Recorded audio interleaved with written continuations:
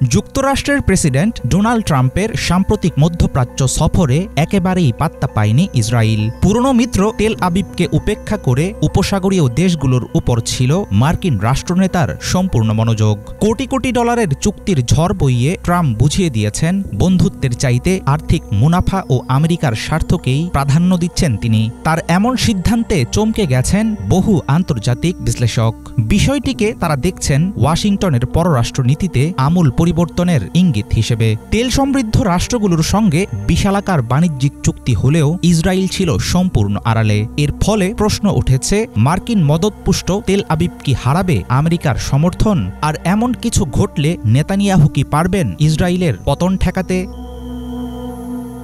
White হাউসে নেতানিয়াহুর সঙ্গে সর্বশেষ বৈঠকের সময় ট্রাম্প ঘোষণা করেছিলেন তিনি ইরানের সঙ্গে পারমাণবিক কর্মসূচি নিয়ে আলোচনা চালিয়ে যাচ্ছেন।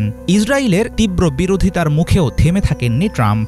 একইভাবে ইয়েমেনের সশস্ত্র গোষ্ঠীর সঙ্গে অস্ত্রবিরতি ঘোষণায় ইসরায়েলের নিরাপত্তার কোনো নিশ্চয়তা রাখা হয়নি। এখানেই শেষ নয়, সিরিয়ার নতুন সরকারের সঙ্গে সম্পর্ক স্বাভাবিক করার ডাক দিয়েছেন ট্রাম্প। এসব কার্যক্রমের মধ্য দিয়ে পরিষ্কার হচ্ছে এক ধরনের স্পষ্ট বার্তা, সেটা হলো স্বার্থের কারণে ইসরায়েলের শত্রু রাষ্ট্রগুলোর সাথেও সম্পর্ক স্থাপন করতে আগ্রহী ট্রাম্প। এর জেরে নেতানিয়াহুর সঙ্গে বন্ধুত্বে ভাটা পড়লেও তোয়াক্কা করতে রাজি নন তিনি।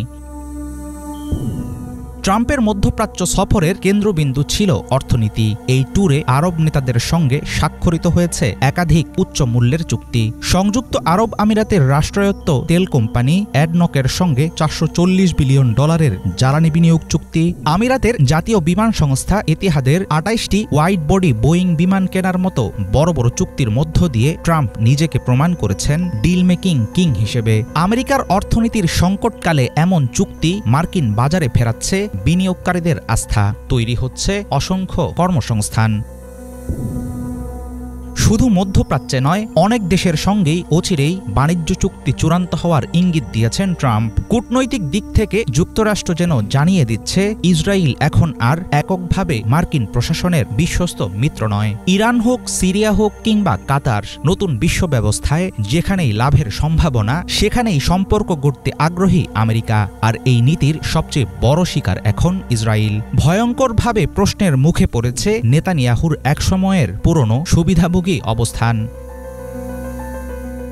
বহুদিন থেকেই ইসরায়েলকে কেন্দ্র করে নির্ধারিত হয়ে আসছে যুক্তরাষ্ট্রের মধ্যপ্রাচ্য কৌশল। এখন সেই জায়গা দখল করছে অর্থনৈতিকভাবে সমৃদ্ধ আরব দেশগুলো। আঞ্চলিক শক্তির মোকাবেলা করতে উপসাগরীয় রাষ্ট্রগুলো আমেরিকার কাছ থেকে কিনছে আধুনিক অস্ত্র ও প্রতিরক্ষা সরঞ্জাম। সমরাস্ত্র চুক্তির মাধ্যমে সামরিক শক্তির পাশাপাশি যুক্তরাষ্ট্রের সঙ্গে দৃঢ় হচ্ছে এসব দেশের কৌশলগত সম্পর্ক।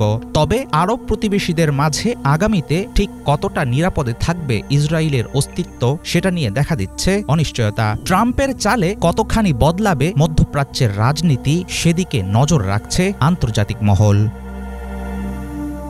হাফিজুল ইসলাম, বাংলা ভিশন।